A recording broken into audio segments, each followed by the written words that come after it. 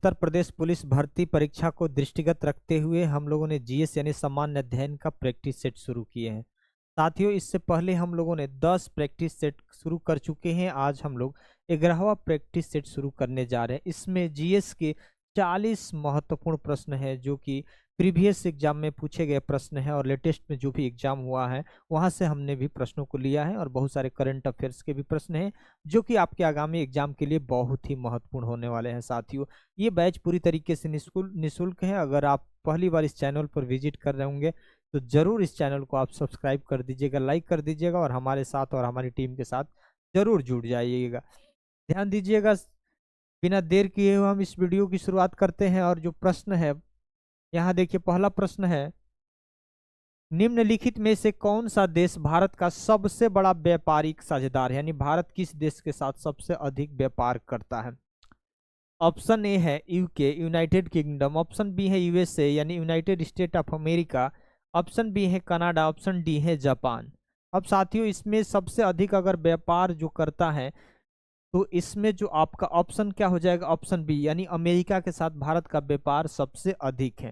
चीन भी हमारे लिए बहुत ही प्रमुख है, चीन के साथ भी हमारा व्यापार होता है, लेकिन जो ऑप्शन जो दिया है आपका यूएसए, यही आपका आंसर सही हो जाएगा। ठीक, दूसरा प्रश्न है, 2011 की जनगणना के अनुसार भारत का सर्वाधिक जनसंख्या वाला राज्य कौन सा है, बता दीजिए।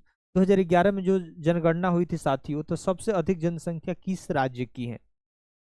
ऑप्शन ए है केरल, ऑप्शन बी है महाराष्ट्र, ऑप्शन सी है तमिलनाडु, ऑप्शन डी है आपका उत्तर प्रदेश। तो यानी सबसे जनसंख्या किस राज्य में अधिक है, तो इसमें आपका हो जाएगा उत्तर प्रदेश। तो सबसे कम किस में है, सबसे अगर कम पूछा जाए तो किस में है, तो सिक्किम में है। किस में, सिक्किम में है। अगर वही क्षेत्रफल की दृष्टि से, क्षेत्रफल की दृष्टि से अगर पूछा जाए, क्षेत्रफल की दृष्टि से बड़ा कौन है भाई, तो आपका कौन है, क्षेत्रफल की दृष्टि से सबसे बड़ा आपका राजस्थान है। क्या है, राजस्थान है क्षेत्रफल की दृष्टि से सबसे बड़ा राजस्थान।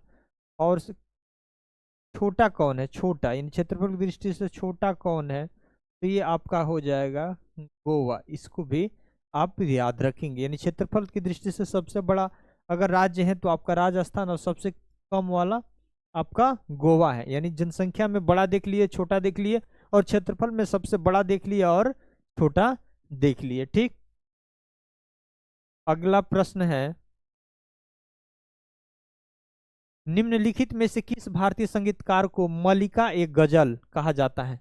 मल्लिका ए गजल यानी गजल को नई ऊंचाई देने वाले कौन व्यक्ति हैं जिनको मल्लिका ए गजल कहा जाता है। ऑप्शन है फरूक खान, ऑप्शन बी है चित्रा सिंह, ऑप्शन सी है प्रभा भारती, ऑप्शन डी है बेगम अख्तर। यानी गजल को ऊंचाई पर ले जाने का श्रेय किसे जाता है, तो ऑप्शन आपका डी है यानी बेगम अख्तर ही अब इसका ऑप्शन सही हो जाएगा। ठीक, अगला प्रश्न है, सचिन तेंदुलकर को भारत रत्न पुरस्कार किस वर्ष मिला था।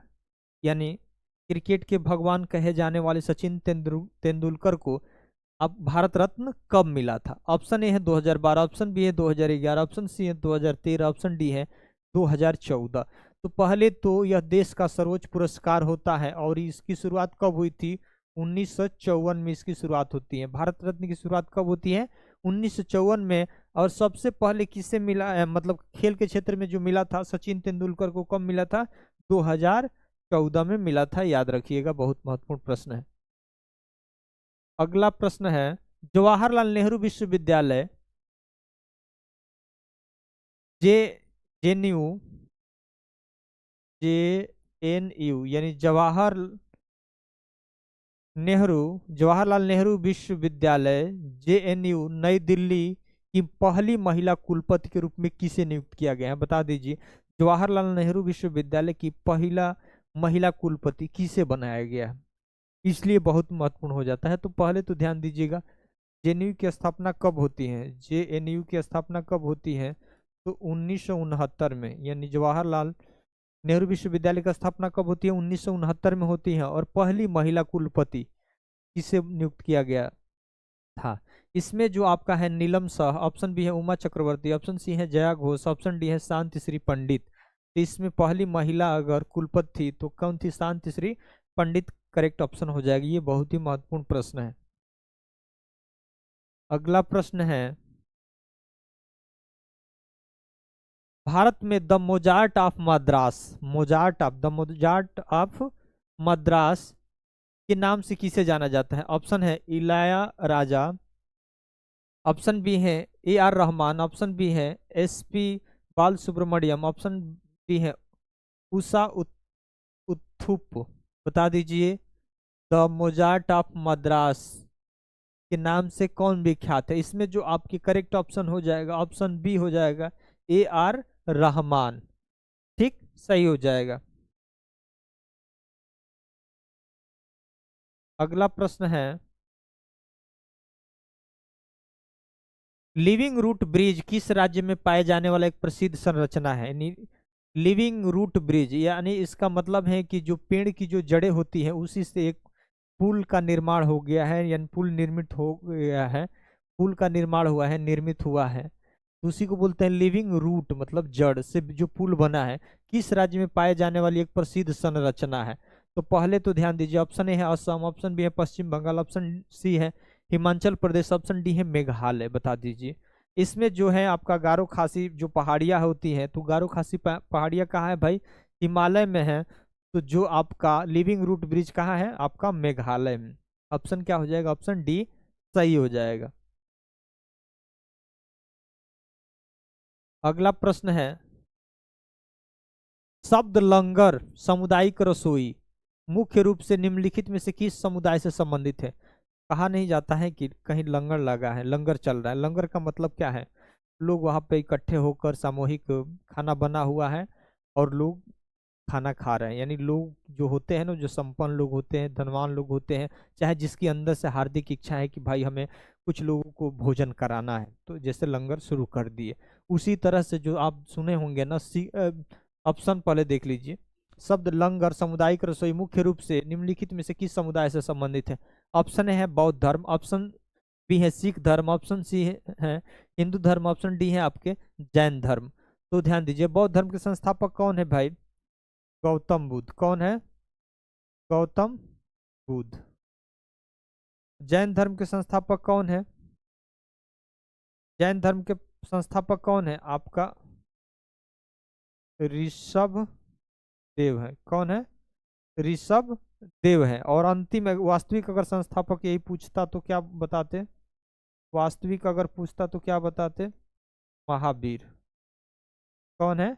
महावीर है। ठीक, अब यहाँ देखिए, ये लंगर की बात कर रहा है ना, तो अक्सर आप जाएंगे ना पंजाब वाले इलाके में, तो लंगर अधिकतर चलता है। अगर आप कहीं अगर रहते भी होंगे ना, तो आपको कहीं ना कहीं लंगर मिल जाएगा कि अगर आपके पास पैसा भी नहीं है तो कहीं जाकर आप खाना खा सकते हैं। तो ये लंगर चलता है। तो किस समुदाय से? पंजाब में कौन से भाई लोग हैं? तो सिख समुदाय के अधिक लोग हैं ना, तो इसका संबंध किससे है? सिख धर्म से। और सिख धर्म के संस्थापक कौन है भाई? गुरु नानक। कौन है? गुरु नानक। और सिख धर्म की स्थापना कब होती है? 1469 ईस्वी में होती है, ये भी याद रखिएगा। तो लंगर भाई किस धर्म से संबंधित है? सिख धर्म से संबंधित है। अगला प्रश्न है, प्रसिद्ध वैज्ञानिक अल्बर्ट आइंस्टीन निम्नलिखित में से किस अहिंसा के विचार से प्रेरित थे भाई? आइंस्टीन निम्नलिखित में से किस अहिंसा के विचार से प्रेरित थे? ऑप्शन है भीमराव अंबेडकर, ऑप्शन बी है महात्मा गांधी, ऑप्शन सी है बेंजामिन फ्रैंकलिन, ऑप्शन डी है गौतम बुद्ध। यानी अल्बर्ट आइंस्टीन किसके विचारों से प्रभावित थी? तो भाई अल्बर्ट आइंस्टीन महात्मा गांधी के सत्य और अहिंसा के विचारों से प्रभावित थे। तो ऑप्शन आपका बी सही हो जाएगा। और अल्बर्ट आइंस्टीन ने क्या दिया था? एक सिद्धांत दिए थे, सूत्र दिए थे, E बराबर MC स्क्वायर। याद रखिएगा, किसका? अल्बर्ट आइंस्टीन का ये फार्मूला है। अगला प्रश्न है, निम्नलिखित में से कौन सा राज्य दही हांडी को एक खेल के आयोजन के रूप में मनाया जाता है? ये दही हांडी का खेल आप सुनते होंगे ना, यह आयोजन को मान्यता कौन सा भाई राज्य देता है? ऑप्शन है उत्तर प्रदेश, ऑप्शन बी है मध्य प्रदेश, ऑप्शन बी है बिहार, ऑप्शन सी है मध्य प्रदेश, ऑप्शन डी है महाराष्ट्र। दही हांडी का खेल सबसे अधिक कहाँ देखने को मिलता है भाई? ऑप्शन डी सही हो जाएगा, महाराष्ट्र में। अगला प्रश्न है, और ये बहुत ही महत्वपूर्ण प्रश्न है, भारत की मानक रेखा, भारत की मानक समय रेखा भारत के किस राज्य से होकर गुजरती है? यानी 82 सही 1/2 डिग्री या 82 डिग्री 30 मिनट ईस्ट लिखा है ना, ईस्ट किस राज्य से होकर गुजरती है? ऑप्शन ए है कर्नाटक, ऑप्शन बी है पंजाब, ऑप्शन सी है एमपी, ऑप्शन सी डी है पश्चिम बंगाल। तो बता दीजिए भारत का मानक समय। तो यहाँ थोड़ा सा एक समझ लीजिए भारत का मानक समय। ये भारत का मानक, ये भारत है जी। और भारत के मानक समय ये बीचों बीच से गुजरता है भारत के। और ये क्या है? ईस्ट में है। ये क्या है? ईस्ट में है। और कितने डिग्री पे है भाई? 82 सही 1/2 डिग्री ईस्ट कह लीजिए, या इसको लिख सकते हैं 82 डिग्री 30 मिनट भी इसको लिख सकते हैं। अब सवाल है कि कितने राज्यों से होकर गुजरता है? तो पहले तो ध्यान दीजिएगा 5 राज्य। ये 5 राज्य हैं। कौन कौन से 5 राज्य हैं? ध्यान रखिए, ये कौन कौन से 5 राज्य हैं। पहला है इसमें यूपी, दूसरा क्या है भाई? एमपी, तीसरा क्या है? छत्तीसगढ़, क्या है? छत्तीसगढ़। चौथा क्या है? उड़ीसा, उड़ीसा। पांचवा क्या है आपका? आंध्र प्रदेश, आंध्र प्रदेश। अब ध्यान दीजिएगा भारत के मानक समय कितने राज्यों से होकर गुजरता है? 5 राज्यों से। कौन कौन? यूपी, एमपी, छत्तीसगढ़, आपका उड़ीसा और आंध्र प्रदेश से गुजरता है। अब इसमें पूछा है कि तो एक ही राज्य का नाम दिया है, इसमें से देख लीजिए कौन सा राज्य है, वही हमारा ऑप्शन सही हो जाएगा। क्योंकि उसमें से 3 गलत दिया है, एक ही सही दिया है, इसमें से जो मिल रहा है वही सही हो जाएगा। तो इसमें आपका क्या हो जाएगा? ऑप्शन बी सी सही हो जाएगा, यानी मध्य प्रदेश आपका सही हो जाएगा। अगला प्रश्न है, हिमालय की कंचनजंगा चोटी की ऊंचाई कितनी है? कंचनजंगा की चोटी, कंचनजंगा जो चोटी है हिमालय की, उसकी ऊंचाई पूछ दिया है। ऑप्शन है ए है 8798 मीटर, ऑप्शन बी है 8175 मीटर, ऑप्शन डी है 8434 मीटर, ऑप्शन डी है 8598 मीटर। तो बता दीजिए हिमालय की जो कंचनजंगा की चोटी की ऊंचाई कितनी है? तो ये ऑप्शन सही हो जाएगा, ऑप्शन डी, यानी 8598 मीटर इसकी ऊंचाई है। अगला प्रश्न है, भारत के किस राज्य में फुलहर झील स्थित है? बता दीजिए भारत के किस राज्य में फुलहर झील स्थित है? कई बार पूछा गया है ये प्रश्न। ऑप्शन है मध्य प्रदेश, ऑप्शन बी है उत्तराखंड, ऑप्शन सी है उत्तर प्रदेश, ऑप्शन डी है बिहार। फुलहर झील, फुलहर झील पहले तो कहाँ है भाई? उत्तर प्रदेश के, उत्तर प्रदेश ही ऑप्शन सही हो जाएगा। किस जिले में? पीलीभीत। किस जिले में? पीलीभीत। उत्तर प्रदेश के कौन सा जिला पीलीभीत में है? अगला प्रश्न है, गेहूं की खेती किस प्रकार की मिट्टी में सबसे अच्छी होती है भाई? ऑप्शन ए है काली मिट्टी, ऑप्शन बी है सुअपवाहित दोमट मिट्टी, ऑप्शन सी है पीली मिट्टी, ऑप्शन डी है लाल मिट्टी। बता दीजिए गेहूं की फसल जो सबसे उपयुक्त कौन सा मिट्टी में अच्छा उत्पादन इसका होता होगा? तो इसमें जो करेक्ट ऑप्शन है साथियों, सुअपवाहित दोमट मिट्टी। इसी को क्या बोलते हैं भाई? जलोढ़ मिट्टी भी बोलेंगे। क्या बोलेंगे? जलोढ़ मिट्टी में के लिए सबसे उपयुक्त है, यहाँ पर गेहूं का उत्पादन होता है। और जलोढ़ मिट्टी कहाँ पाई जाती है भाई? उत्तर भारत में, यानी गंगा यमुना के दोआब में अधिकतर उत्पादन इस चीज का होता है। अगला है प्रश्न है, हरित क्रांति की शुरुआत का आधार क्या था भाई? हरित क्रांति की शुरुआत, हरित क्रांति की शुरुआत हुई थी, कब हुई थी? तो ये 1966 के आसपास। कब हुई थी? 1966 के आसपास हुई थी हरित क्रांति की शुरुआत। श्रेय किसे जाता है? M S Swaminathan. क्या है? एम एस स्वामीनाथन है। कौन है? हरित क्रांति के जनक कौन है? एम एस स्वामीनाथन है। और सबसे अधिक प्रभाव किस पर पड़ा? ऑप्शन ए है उर्वरक, ऑप्शन बी है सिंचाई, ऑप्शन सी है अधिक उपज देने वाली बीजों की किस्में, ऑप्शन डी है मशीनीकरण। अब सवाल देखो जी, हरित क्रांति का प्रभाव लगभग लगभग सब पर पड़ा भाई। रासायनिक खादों का प्रयोग होने लगा तो भी उत्पादन बढ़ा, हाइब्रिड बीजों का उत्पादन, हाइब्रिड बीज आए नए नए तो उत्पादन बढ़ा। सिंचाई की भी व्यवस्था हुई तब उत्पादन बढ़ा। मशीनीकरण का युग चला भाई, जो पारंपरिक तरीके से पहले सिंचाई होती थी। तो ये सारे सही है, लेकिन सबसे उपयुक्त अगर पूछा है ना, सबसे उपयुक्त इसमें जो ऑप्शन आपका सही हो जाएगा, अधिक उपज देने वाली बीजों की किस्में हैं, सबसे बड़ा प्रभाव डाली और कम क्षेत्रफल पर अधिक उत्पादन होने लगी। अगला प्रश्न है 16 नंबर। भारत में सबसे पुराना एल्यूमिनियम रिफाइनरी संयंत्र कौन सा है, बता दीजिए। सबसे पुराना एल्यूमिनियम रिफाइनरी संयंत्र कौन सा है? ऑप्शन है मुरी एल्यूमिनियम संयंत्र, ऑप्शन बी है दमन जोड़ी संयंत्र, ऑप्शन सी है बेलगाम संयंत्र, ऑप्शन डी है मेटूर संयंत्र। तो सबसे पुराना एल्यूमिनियम रिफाइनरी संयंत्र कौन सा है? तो मुरी एल्यूमिनियम रिफाइनरी संयंत्र, मुरी एल्यूमिनियम संयंत्र है। ये कहाँ है भाई? झारखंड में है, याद रखिएगा। कहाँ है? झारखंड में है, इसको भी याद रखेंगे। अगला प्रश्न है, भारत की जनगणना 2011 के अनुसार किस राज्य में पुरुष और महिला साक्षरता दर के बीच सबसे अधिक अंतर है? यानी पुरुष अधिक पढ़े लिखे हैं और महिला बहुत कम पढ़े लिखे हैं, और बीच का जो अंतर है वह अधिक है। तो ये ऑप्शन ए है असम, ऑप्शन बी है राजस्थान, ऑप्शन सी है कर्नाटक, ऑप्शन डी है आंध्र प्रदेश। बता दीजिए, पुरुष और महिला साक्षरता के बीच का अंतर पूछा है। तो लगभग में मैं आपको बताऊं तो इसमें जो करेक्ट ऑप्शन है राजस्थान होगा। पुरुष की जो साक्षरता दर है, पुरुष की राजस्थान में 80% है, और महिला की आपकी 52% है। कितना? 52%। और अंतर कितना है? 28% के आसपास अंतर है, याद रखिएगा। ठीक। अगला प्रश्न है, भारत किस पड़ोसी देश के साथ सबसे अधिक सीमा साझा करता है?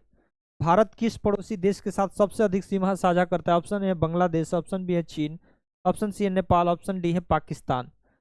तो भारत किस पड़ोसी देश के साथ अपनी सीमा साझा करता है सबसे अधिक?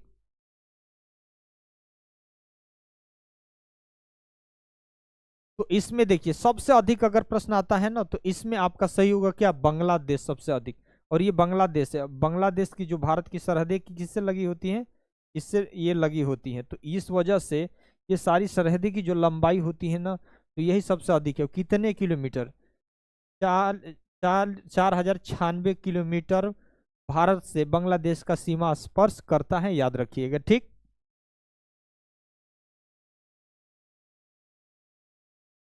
अगला प्रश्न है, निम्नलिखित में से किस ग्रह पर कोई, मतलब निम्नलिखित में से किस ग्रह का कोई उपग्रह नहीं है, यही बताना है। ऑप्शन ए है शनि, ऑप्शन बी है बृहस्पति, ऑप्शन सी है यूरेनस, ऑप्शन डी है शुक्र। बता दीजिए कौन सा ऐसा ग्रह है जिसका कोई उपग्रह नहीं है? तो आपका क्या है? शुक्र। और दो ग्रह याद रखिए, कौन से? बुध और शुक्र। बुध और शुक्र की कोई उपग्रह नहीं है, बुध और शुक्र का कोई उपग्रह नहीं है, याद रखिएगा। और पृथ्वी का एकमात्र उपग्रह का क्या नाम है? याद रखना, चंद्रमा है। महाद्वीपीय संहति मुख्य रूप से किस खनिजों से बना होता है? यानी महाद्वीप और महासागर जानते हैं ना, तो जो महाद्वीप जो बना होता है किससे बना होता है? महाद्वीप की बात कर रहा है ना। तो ऑप्शन ए है सिलिका मैग्नीशियम, ऑप्शन बी है सिलिका एल्यूमिनियम, ऑप्शन सी है ऑक्सीजन कार्बन, ऑप्शन डी है एल्यूमिनियम मैग्नीशियम। तो महाद्वीप का स्ट्रक्चर जो बना है वो किससे बना है? तो इसमें ध्यान दीजिएगा, जो सही होगा ऑप्शन बी, यानी सिलिका और एल्यूमिनियम से बना है, एल्यूमिनियम से बना है। अगला प्रश्न है, भूकंप के बारे में निम्नलिखित में से कौन सा कथन गलत पूछा है? भूकंप का कौन ऐसा इसमें से कारण नहीं, यानी गलत कथन कौन सा है? गलत। भूकंप पृथ्वी का हिलना होता है, यानी भूकंप भाई आएगा तो पृथ्वी हिलेगी ना, तो ये तो सही दिख रहा है। ऑप्शन एक बार पढ़ लेते हैं। भूकंप ऊर्जा निकलने के कारण होता है। भूकंप के से लहरें पैदा होती हैं तो एक दिशा में चलती है। ऑप्शन डी है भूकंप एक प्राकृतिक घटना है। तो इसमें देखिए, भूकंप पृथ्वी का हिलना, ये बात सही दिख रहा है। भूकंप ऊर्जा निकलने के कारण होता है। भाई ऊर्जा जो आता है जिसकी वजह से पृथ्वी क्या करती है? कंपन करती है। और भूकंप से लहरें पैदा होती हैं जो एक दिशा में चलती है। नहीं, एक दिशा में चलती तो फिर एक ही जगह ना भूकंप आता। नहीं, एक दिशा में नहीं चलती हैं। ठीक, इस वजह से ये गलत हो गया। भूकंप ये क्या है? प्राकृतिक घटना है। प्लेटों को आपस में टकराने से क्या होता है? भूकंप या पृथ्वी का कंपन होता है। इस वजह से ऑप्शन आपका सी सही हो जाएगा। अगला प्रश्न है 22 नंबर।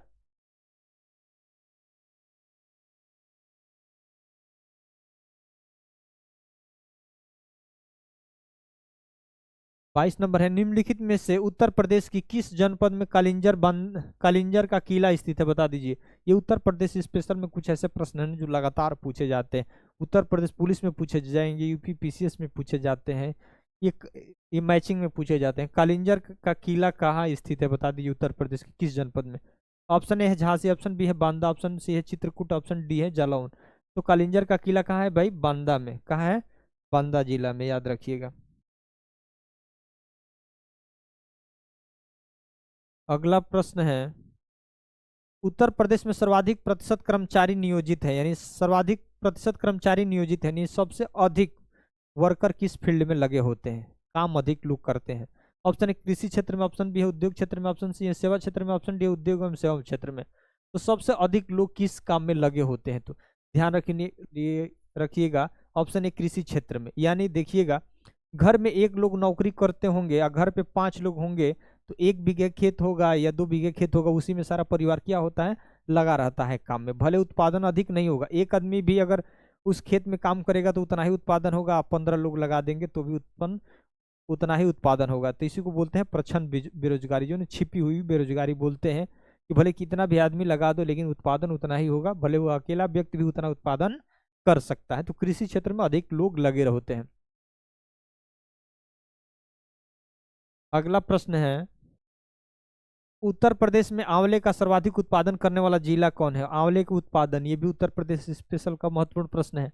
आंवले का उत्पादन कहाँ होता है? ऑप्शन है रायबरेली, ऑप्शन बी है प्रतापगढ़, ऑप्शन सी है अयोध्या, ऑप्शन डी है प्रयागराज। आंवले का उत्पादन करने वाला जो जिला है उत्तर प्रदेश का प्रतापगढ़ होगा सही ऑप्शन। अगला प्रश्न है, निम्नलिखित में से कौन सा युग्म सुमेलित नहीं है? बता दीजिए। मतलब कौन सा युग्म जो है ना गलत है, वही पूछा है। गलत कौन सा है? कानपुर में हवाई अड्डा, मतलब हवाई अड्डा है ये सब। कानपुर में चकेरी हवाई अड्डा है, वाराणसी में बाबतपुर हवाई अड्डा है, लखनऊ में अमौसी एयरपोर्ट है, ऑप्शन आगरा में या फुर्सतगंज एयरपोर्ट है, यही बताना है। इसमें कौन सा गलत पूछा है? तो इसमें कानपुर में चकेरी है, सही है ऑप्शन। वाराणसी में बाबतपुर हवाई अड्डा, वाराणसी में सही है। अमौसी एयरपोर्ट लखनऊ में, ये भी सही है। फुर्सतगंज आपका जो है यह क्या है? ये है अमेठी। कहाँ है? अमेठी में है। अमेठी में है, हाँ अमेठी में। इस वजह से ये गलत हो जाएगा, गलत ही पूछा है ना, तो इसलिए आपका ये ऑप्शन सही हो जाएगा इस प्रश्न के अकॉर्डिंग। बाकी ये तीनों याद रखिएगा, चकेरी कानपुर में है, और बाउदपुर एयरपोर्ट वाराणसी में है, अमौसी एयरपोर्ट लखनऊ में है। ये हमको आपको याद करने के लिए बता दिए। ठीक, जो आपका करेक्ट ऑप्शन होगा डी। गलत ही पूछा तो गलत ही है, बाकी ये सब सही है। तो सही वालों को आपको याद करना है ना, तो सही वाले याद कर लीजिएगा। अगला प्रश्न है, शायद सलार मेला, ये भी उत्तर प्रदेश स्पेशल का महत्वपूर्ण प्रश्न है। शायद सलार मेला आयोजित होता है, कहाँ आयोजित होता है? ऑप्शन ए है बहराइच में, ऑप्शन बी है बाराबंकी में, ऑप्शन सी है आगरा में, ऑप्शन डी है गोंडा में। तो शायद सलार मेला जो है आपका बहराइच में लगता है। कहाँ लगता है? बहराइच जिला में, याद रखिएगा, उत्तर प्रदेश का बहराइच जनपद।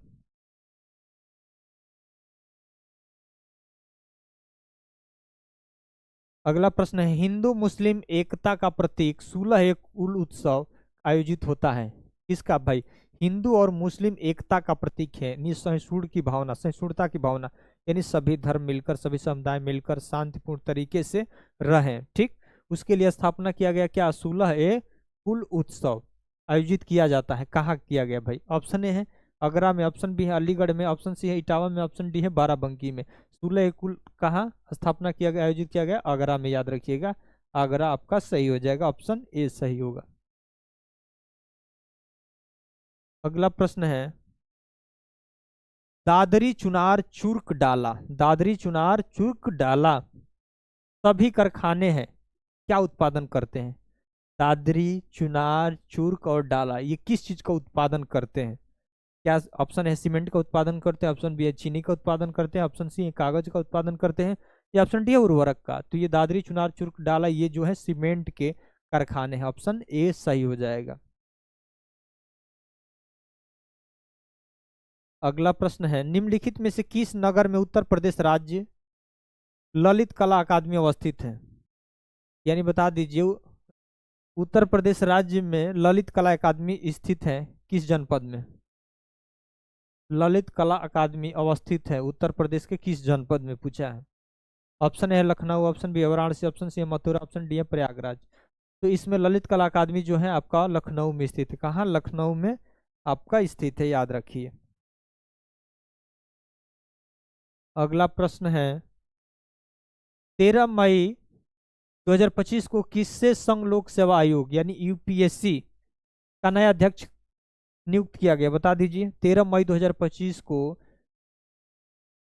संघ लोक सेवा आयोग यानी यूपीएससी के नया अध्यक्ष किसे नियुक्त किया गया? ऑप्शन ए है दीपक गुप्ता, ऑप्शन बी है doctor Ajay Kumar, option C है अमर प्रताप सिंह, ऑप्शन डी है अलका सिरोही। तो बता दीजिए यूपीएससी के नया अध्यक्ष जो चुने गए हैं जिनका नाम है डॉक्टर अजय कुमार, डॉक्टर अजय कुमार को चुना गया है। ये सारे करंट अफेयर्स ध्यान रखिएगा, ये बहुत ही महत्वपूर्ण है। अप्रैल 2025 में केंद्र सरकार ने किसे भारतीय रिजर्व बैंक का नया डिप्टी गवर्नर नियुक्त किया गया है? बता दीजिए अप्रैल 2025 में केंद्र सरकार ने भारतीय रिजर्व बैंक का नया डिप्टी गवर्नर किसे नियुक्त किया है? ऑप्शन है विजय शर्मा, ऑप्शन बी है रजनी गोयल, ऑप्शन सी है पूनम गुप्ता, ऑप्शन डी है विक्रम शर्मा। तो डिप्टी गवर्नर किसे नियुक्त किया गया है? पूनम गुप्ता, यानी ऑप्शन सी सही हो जाएगा, पूनम गुप्ता होगा सही। अगला प्रश्न है 12 अप्रैल 2025 को प्रसिद्ध कुमुदिनी लखिया का निधन हो गया। कब निधन हो गया? 12 अप्रैल 2025 को प्रसिद्ध क्या है? कुमुदिनी लखिया का निधन हो गया। वे क्या थी? ऑप्शन ए है कलाकार, ऑप्शन बी है चित्रकार, ऑप्शन बी है कथक नृत्यांगना, ऑप्शन डी है संगीतकार। तो ये क्या थी कुमुदिनी लखिया? यह थी कथक नृत्यांगना थी। क्या थी? कथक नृत्यांगना थी, याद रखिएगा। कब इनका निधन होता है? 12 अप्रैल 2025 को इनका निधन हो जाता है।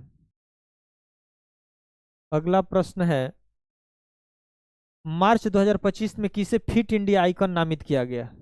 कब? मार्च 2025 में इन फिट इंडिया आइकन नामित किसे किया गया? फिट इंडिया आइकन किसे नामित किया गया? ऑप्शन ए है शशिकांत शुक्ला, ऑप्शन बी है आयुष्मान खुराना, ऑप्शन सी है विराट कोहली, ऑप्शन डी है रोहित शर्मा। तो ये फिट इंडिया आइकन जो नियुक्त किया गया है वह आयुष्मान खुराना को नियुक्त किया गया है मार्च 2025 को। अगला प्रश्न है मार्च 2025 में किस भारतीय मूल की लेखिका को सिंगापुर महिला हॉल ऑफ फेम में शामिल किया गया? हॉल ऑफ फेम में शामिल किया गया। ऑप्शन ए है आशा झेमकर, ऑप्शन बी है रजनी कुमारी, ऑप्शन डी है कमला देवी अरविंदन, ऑप्शन डी है वंदना सिंह। इसमें जो आपका करेक्ट ऑप्शन होगा कमला देवी अरविंदन सही हो जाएगा ऑप्शन।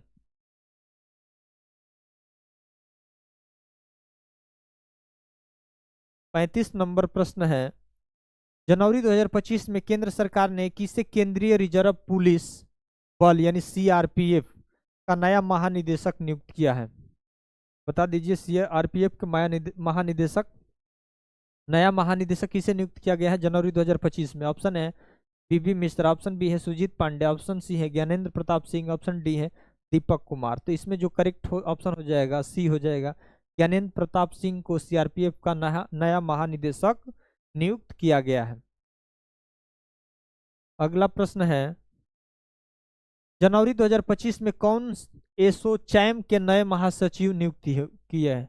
एसोचैम के नए महासचिव नियुक्त हुए। ऑप्शन ए है प्रमोद कुमार, ऑप्शन बी है रतन अग्रवाल, ऑप्शन डी है मनीष सिंघल, ऑप्शन डी है उदय कुमार। तो बता दीजिए एसोचैम के नए महासचिव जो नियुक्त किए गए हैं जिनका नाम है मनीष सिंघल, आपका सही हो जाएगा ऑप्शन।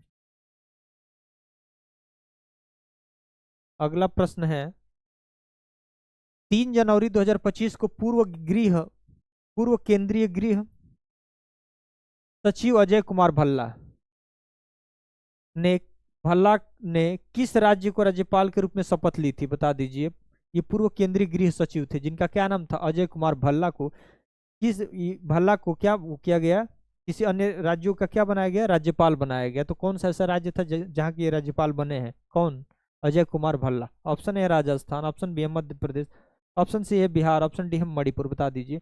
तो अजय कुमार भल्ला ने हाल ही में जो शपथ लिए हैं वह किस राज्य का राज्यपाल है, मणिपुर। ऑप्शन डी आपका सही हो जाए, मणिपुर के राज्यपाल बने हैं अजय कुमार भल्ला, ये पूर्व केंद्रीय गृह सचिव थे।